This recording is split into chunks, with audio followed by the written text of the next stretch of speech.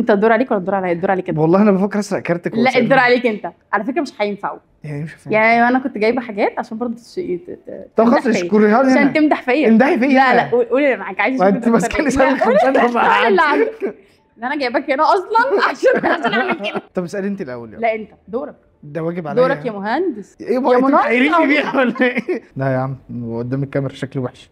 امتى حسيت انك بتحبني؟ مش عارف لسه احساس ما جاش والله. ليه؟ في رابط بيجمعنا بالناس اللي بنحبهم، المشكلة انه بمرور الوقت ممكن يضعف. رباط هدفه يرجع الرابط ده من تاني زي الأول وأقوى. حلقة جديدة ورابط جديد. ليه بقى كده؟ ايه؟ أكتر صفة نفسك أغيرها؟ تبقي منظمة شوية. نبطل هرجلة. انت على فكرة عندك نبطل مشكلة. لما احمد يعيد ترتيب الحاجة في المطبخ. لا انت اللي عندك مشكلة، انت اصلا يعني لا انت عندك النظام لليفل. بص تحت كروتك ازاي؟ بص هتصوم ازاي؟ يعني عادي الحياة. لا ما الحياة تبقى منظمة. لا الحياة مش منظمة، عمر الحياة ما هتبقى منظمة. ما هي ماسك احنا بقى نحاول ننظمها عشان نعيش بقى. لا بس انت انت لازم تعترف ان انت اللي عندك مشكلة. مش عالية قوي يعني. مش في ناس مش منظمين اكتر مني. يوسف اخويا. هو ماله الراجل قاعد في بيته ما اقولش حاجة لا بيه ولا عليه. لا انت اللي عندك مشكلة في النظام. لا عندي مشكلة مع ناس كتير في النظام، بس يعني احنا نحاول ننظم عشان الدنيا تبقى ايه سهلة كده وتمشي. لا مش مقتنع. لا اقتنعي. لا مش مقتنع. لا انت اللي خليك مس شوية. لا صعب. ما هو صعب فعلا، محتاج دكاترة ومحتاج علاج عشان انا تبقى ماشي على فكرة هو النظام بيوفر عليكي صحتك ويوفر عليكي تفكري كتير ويوفر عليكي وقت. انت لو عارفه مثلا كل حاجه مكانها فين. ان النظام تعب اعصابك؟ لا خالص والله لا بجد. عدم النظام اللي بيجنني بقى. الدينايل ده بقى اللي يودينا طلعتي لي مريضه. هو ده. لا طب تعالي انا هوريك. انا هنجيب لك سؤال. يعني ده سؤال كسر اللي احنا كنا بنتكلم فيه.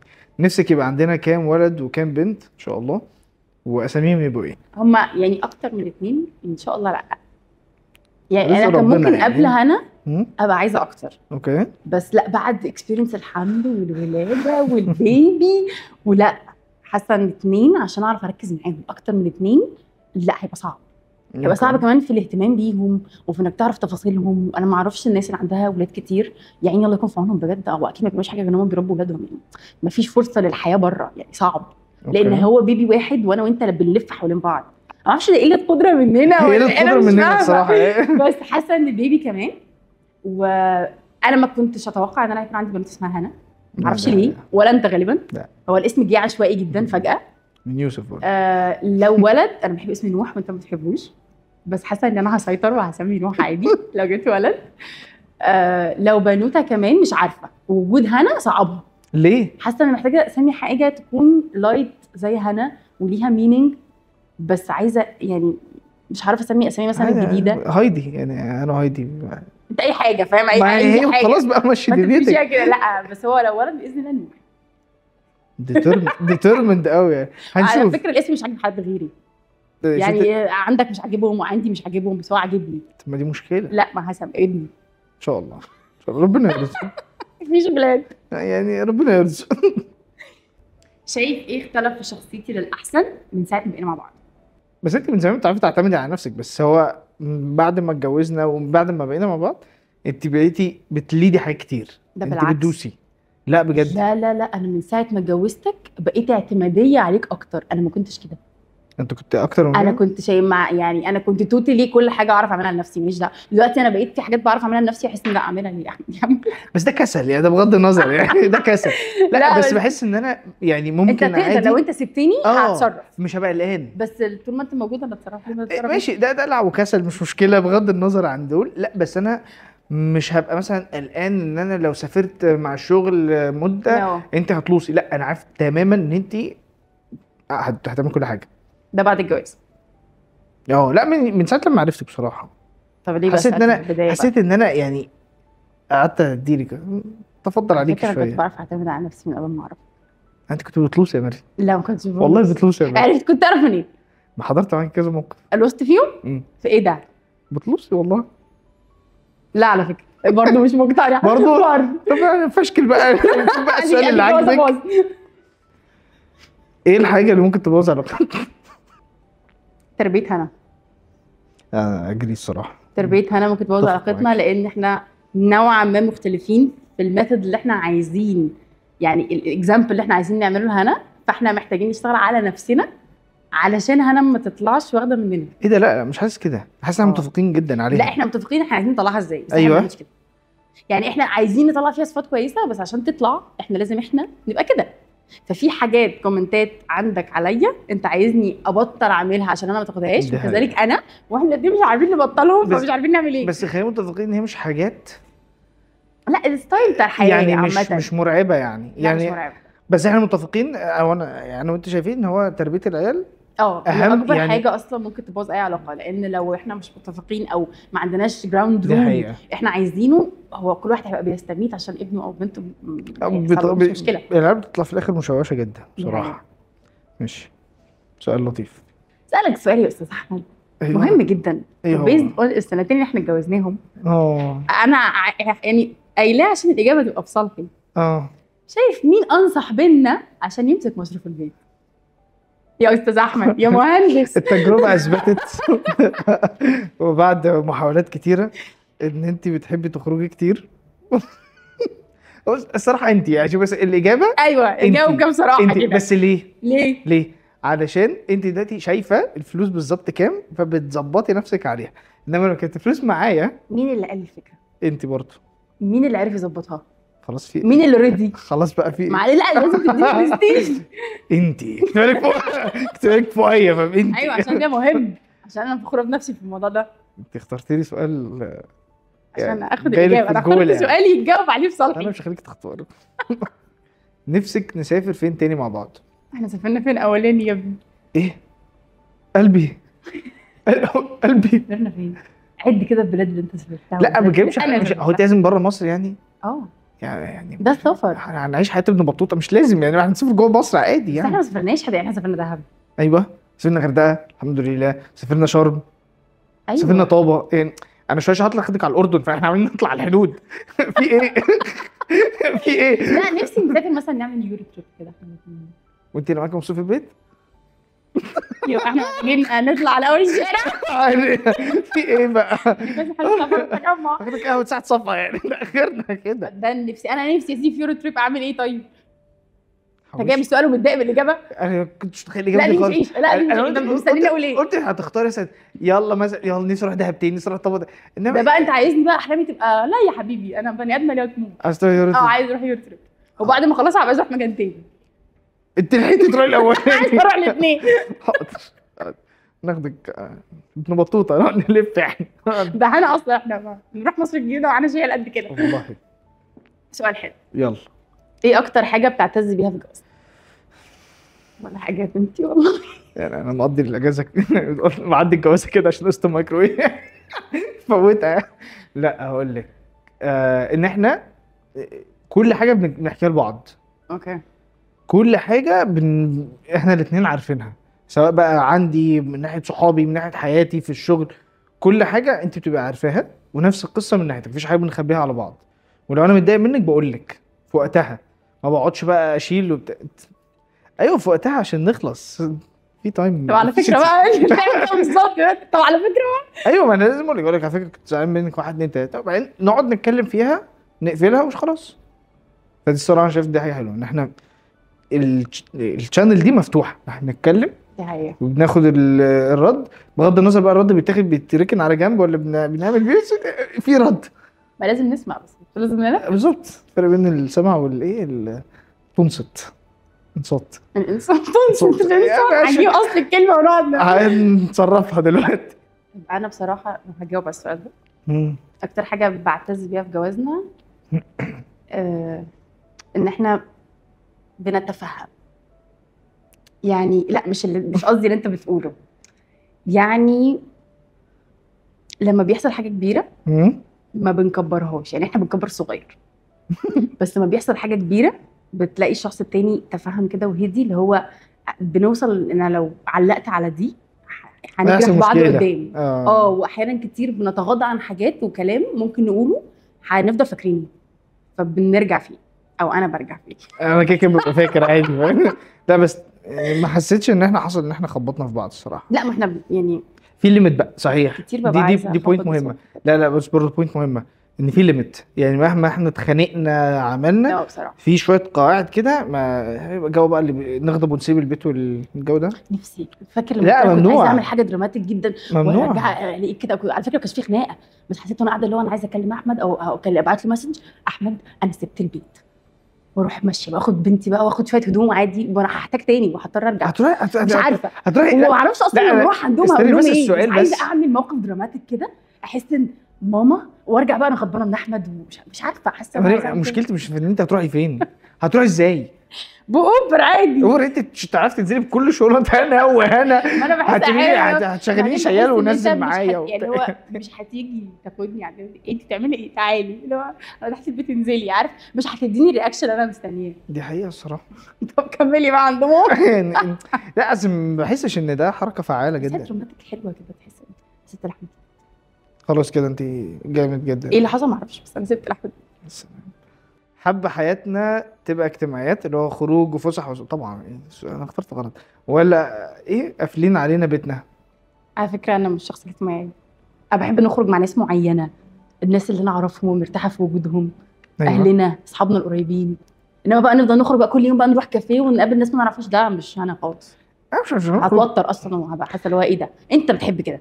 انت ممكن نروح نشرب حاجه الاقيك صاحبت الستاف كله وعرفتهم والاقيهم تاني مره خارجين معانا، وانا احنا مالنا يعني. لا بس كنت جاي اشرب كوفي انا، لا بس هقول لك على حاجه، بس انا احب ان احنا نبقى في النص بين الاثنين برضه، يعني نبقى قاعدين في البيت عادي بنقضي وقت وكل فتره نخرج عادي. ايوه انما انت بقى حياتك عايز تمشي العكس، يعني نخرج كل يوم مش مشكله مع بعض. ماشي مع بعض نخرج كل يوم، بعد كده نرجع بس البيت يا دوبك هننام ونصحى تاني يوم عشان نخرج. انا بحب كده بصراحه، بس مع يعني في دايره مريحه مش مع اي حد. ماشي يلا. ده بقى انا هديك الفرصه يا احمد ان انت تقول اللي في بالك ويعني تذكر سنين ايه وسنتين قعدت فيهم. احكي لي عن اغرب خناقه اتخانقناها بسبب هرموناتي. اغرب خناقه؟ ده في كتير قوي. لا مش عارف افتكر لك انهي واحده بجد. مش انا فاكر ان كان في خناقه في منتهى التفاهه، يعني عايز افتكر ايه هي والله. ممكن كنت حامل؟ كان ايه كان صح؟ كان في حاجه اللي هو يعني انت كنت فاكره حاجه وهي مش موجوده، ما حصلتش، قعدتي تتشالي وتتحطي عليه. لا مش دي اللي في بالي. ايه اللي في بالك؟ طيب فكريني كده. فاكر خناقه الجمبري؟ لا مش فاكرها طبعا. بجد؟ لا ايه خناقه الجمبري؟ كويس انك مش فاكرها. لا بليز فكريني لو سمحتي. اوكي دلوقتي باك جراوند ستوري. انت عشان منظم قوي فانت بتاخد بالك من حاجات انا ما باخدش بالي انك خدت بالك منها. ماشي. فانا كنت مثلا وانت في الشغل فتره الحمل انا ببقى صاحيه الصبح وعايزه اكل اي حاجه ومش قادره اقوم اعمل. افتكرت يا نهار ابيض. لا بس بليز احكيها، انا تحكي احسن مني. يا نهار ابيض. هي على فكره هي دي اللي كانت هي دي اللي كانت اصلا حسيت ان انت اتشلتي واتحطيتي على مفتاح في الاخر. ايوه يعني. انت كنت كل ما ارجع انا ببقى ايه، انت كنت في فتره الحمل مش عايزني اكل جانك فود كتير، فانا ببقى عايزه اكل جانك فود ومش عايزاك تعرف. فكنت ابعت اجيب الاكل الصبح واخبي الجريمه ارميها بقى في باسكت مثلا بره في الشارع. انت في الاول كنت بترميها في باسكت البيت فانا كنت بعرف. ايوه. بعد كده بقيتي بترميها باسكت اللي بره الباب برضه كنت بعرف. انا مش راجع من الشغل بتبص في الباسكت ليه ما تدخل. عايزه اتاكد ان الزباله عمل شغلته. كل واحد لازم يمشي في قواعد في نظام. في مره انا قلت انا كان نفسي اكل جمبري جدا وعايزه اكل جمبري فرايد بقى من بره مش عايزه اقف اعمله، فقلت انا هبعت اجيب وهخفي اثار الجريمه. وكلت ونزلت لبست ونزلت رميته بره ورميت الريسيت وعملت كل حاجه ورجعت. انت اول ما دخلت من البيت هو انت طلبتي اكل النهارده؟ انا بقى ما سكتش. انت بتراقبني، انت عرفت منين؟ وانا بقى كانت هرموناتي عاليه عليا جدا وقعدت اعيط. انا فاكره انا قعدت اعيط. ايوه وانت انت قعدت اليوم كله مضايقه. والله انا اسف. طب خلاص انت ما جبتيش، طب خلاص ما تزعلي. وانا اعيط وتعملي شاي. طب اهدي عشان البيت. وانا قاعده اقول لك انت بتراقبني. انت احنا عندنا كاميرا في البيت، انت بتفتح الكاميرا، انت شاكك فيا وانت تقول لي والله ابدا. اصل انت مفتاحك بيبقى على اليمين على الجزامه لقيته على الشمال. ايوه اكيد بقى بتفتح، اكيد فتحت الباب ونزلت. ايوه ما هو انت لو فتحتي الباب اصل انت نسايه برضه، انت لو فتحتي الباب هتسيبيه في الباب. فانت فتحتي ونزلتي ورجعتي. لا ساعتها بس انت ما فكرتيش انا كنت عاملاها وعارفه انا متحفزه انك مش هتعرف. ورجعت لقيتك بمنتهى بس اول ما شفت وشي انت طلبتي اكل النهارده؟ قلت له نعم. طلبت اكل؟ انت في ايه؟ انت صاحب بتاع الدليفري؟ بس عرفت تحطي المكان بس المفتاح ساعتها فين؟ بصراحه انا افورت قوي، قعدت اعيط بقى، وحد ساعتها هدتني وجبت لي ينسون ونيمتني. انت عامه الفتره دي كنت بتنامي يعني؟ كنت برجع الشغل اقعد العب سوبر ماريو لحد الساعه 12 بالليل. انت تصحي من النوم اخش انا انام، وقبلك الساعه 7 الصبح انا نازل الشغل. عارفه الصوره بتاعت ابويا بيسلم على فاكرني صاحي من بدري؟ دي كانت اغرب خناقه بصراحه. اضطري بقى تحطي المفتاح في المكان من غير مكان. لا بقى كده بركز اكتر، بس برضه بتقفش. مفيش برضه. في فقرة تعرفني كل واحد من الضيوف معاه سبورة وقلم، كل واحد فيهم هيسحب كارت فيه سؤال وهيقراه بصوت عالي، وهما الاتنين هيجاوبوا عليه، بس المرة دي كل ضيف هيجاوب مكان الضيف التاني، وبعدين هيوروا لبعض السبورة، وخلينا نشوف مين فيهم يعرف التاني أكتر. احلى هديه جبتها لك؟ انت عارف احلى هديه جبتها لي؟ طبعا. انت فاكر احلى هديه انا جبتها لك؟ طبعا. لا صح؟ ده مش فاكر اصلا هديه انا جبتها لك. يلا. العجله. ايوه شفت رسمتها لك؟ ده كفايه حاجه. ايوه العجله. ايوه صح، سمارت ووتش. كان نفسك فيها عشان بتاعتك اتكسرت. فاكره؟ ايوه ساعتها انت جبت لي هديه، كنا في الفالنتاين وانا جبت لك هديه وانت ما جبتليش. مشكله يعني احنا اتنين واحد. امسح العجله. مشكله العجله 5 ادوار. دي حقيقة. اول مره اتقابلنا فيها امتى؟ طب انا مش فاكر امتى عشان التاريخ. في شهر 11 تقريبا. مش هغششك. يلا. ايوه انا كنت صح. نوفمبر. ايوه ده مش شهر من شهور السنه؟ في ايه؟ نوفمبر. ايوه نوفمبر. ما تكتب ده بقى السنه كانت ايه؟ 2020. انت يعني بعيد يعني بقى، انا مش كالندر. طب عيد جوازنا كان يوم ايه؟ سنه ايه؟ شهر ايه؟ عيد ده جواز. سهل بقى. عيد جوازنا ده اسهل يوم في الدنيا. أيوة. 27/5. ماشي 22. تقريبا كده ولا حاجه. يا ريت ما نقولش اشمعنى انا حافظ ده. لا قول. انا حافظه عشان احنا واحنا في الفيرست دانس انت بتقول القبض زمان ونزل. ده يوم القبض عشان كده احفظ اليوم يعني. ايه احلى من المرتب. لو كومنتات مضايقاكي هتردي عليها ولا هتقولي المسامح كريم؟ بترسمني وانا برد. عشان انا خطي بالعربي وحش جدا فانا هرسم احسن. اكتب وانا هقراها ما تقلقش. لا يا عم قدام الكاميرا شكلي وحش. يلا. هيرد عليها طبعا. ترد جدا، ترد قوي كلمه بكلمه. عكس المسامح كريم. انا ده النكش ده انا ولا ايه ده؟ ده بقك انت بتزعقي اهو، عينك اهي كده كده. انت باصه كده. انا بزعق كده. اعمل لك بابل؟ طبعا. استنى اعمل لك بابل اهو. بس يا بابا بس. اكتب بتزعق. بس حد بالقلم. ربنا يهديك. مين شنطته اخف في السفر؟ انت بترسمنا برضه؟ انت يا ابني رسام، كان نفسك تطلع رسام. حاسه بافوره من اللي انا شايفاه. مريم نص طن. انا ممكن 2 كيلو مثلا، انا شنطتي كيلو. والكيلو ده مثلا ده هيبقى شواحن. طبعا احمد اصلا انا باخد يعني لما باخد شنطتين كبار مثلا، انا باخد الشنطه الكبيره ونص الشنطه الميديوم وهو بياخد حته. انا باخد جنب. بياخد حته بجد انا باخد جنب. ونروح هناك بقى تقول لي ايه ده ما جبتش تيشيرتات كفايه. انا؟ لا والله حرام عليكي، انا دايما معايا كل حاجه انت ممكن تتخيليها. اخر سفريه ما انت قلت لي انا ما جبتش غير مش عارفه 3 تيشيرتات. كنا في الساحل يعني. طب ما احنا رايحين مصيف اكيد التيشيرتات هتتبل. عندك حق، انا غلطان جدا. تعرفي ايه اكبر هدف نفسي احققه في حياتي؟ فانت تكتبي هدف فيه انا وانا اكتب هدف. انت عارف ايه اكبر هدف انت عايز تحققه في حياتك؟ لا طبعا، بس عايزك تبهريني. يمكن احط لك هدف. انا والله يمكن حتى نمشي عليه ولا حاجه. انت لسه مخلصه الكورس واكريديتد وجراديويتد وما شاء الله مبروك، وغنينا وسقفنا. ما ينفعش نتكلم واحنا بنحب. انت كنت من العيال دي ها؟ انا ما كنتش بغشش، ما كنتش بغش. والله العظيم محترم. مش دعوه بحد. محترم، وده الصح. ننصح كل الناس انها تعمل كده، لا تكن مثل احمد. يوصل لمكان اعلى في الشغل ويسافر بره، خطك وحش قوي. طب بصي، اللايف كوتش انت حققتيها، بس انت عايزه بقى لايف كوتش وشويه حاجات تانية كده، اللي هو شويه الكورسات انت عايزاها. قلبي انا كنت بكلم مين؟ ايه انت كنت مش شرط ان احنا قلنا بسمع، مش شرط ان انا اعمل، لا بسمع شويه حاجات كده. ايوه هحضر الرسوم، خليهم مفاجاه. مش عارفهم اصلا. لا والله عارف. لا والله عارف. بالنسبه للروايه جديده مثلا، ده بزنس از يوجوال، ده حاجه بتحصل. دي حاجه جديده وكل الروايات شبه بعض. ما قريتهمش الحقيقه. لا مش هو. انت ما قريتهاش. قالت حرام عليكي. يا نهار ابيض، ده اول نسخه روايه كنت انا بطبعها لك.